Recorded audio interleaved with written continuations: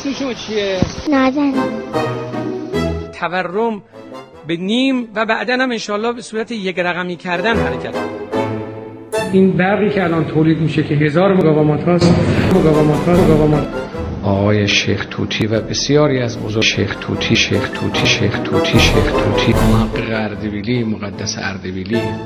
آقایون بانک ها، من هم به بانک های محترم و استان میگم هم به سراسر کشور، به هیچ عنوان نباید هیچ بانکی که بانک میخواد تملک بکنه موجب تعطیلی بانک بشه. جناب رئیس سوالم اینه که شما که فقط از نظر کارهای کلاسیک و تحصیلات 6 کلاس سواد دارید. آمبودسمان آسیایی در زمان دولت اصلاحات به عنوان اولین بار در قوه قضاییه آمبودسمان لوکوموتیو با خودش خیلی با لوکوموتیو مردم عقل یعنی نگاهشون به کارهای تبلیغاتی پروپاگاندی.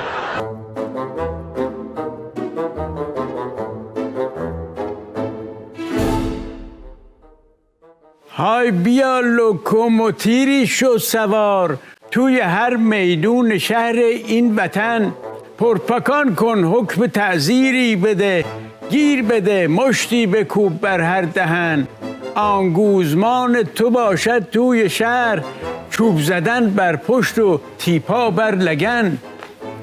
مرد را آزار کن با ظلم و زور، گیسوان خواهرش را هم بکن، بعد هر دو را بکش روی زمین، تا بیندازیش او را توی ون، تا که حاج آقا بگیرد باجها، هر وثیقه چند صد میلیون تومن. بعد هم از حوزه های علمیه دیپلم باتم زدن بر سر بگیر.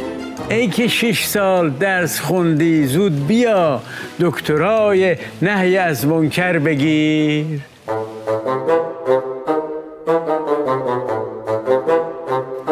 هوی بیا تمرین بکن با اقتدار، پیش آن سردار سلامی پاسدار. کابل و شلاق هی بزن بر پشت خلق، که نگاهت میکنن با انزجار. شیخ طوطی را بخوان از سوریه، توی قوطی کن برایش هی دلار. رو به گرجستان برو با فیس و باد، بخش کن قمپوز به آن شهر و دیار.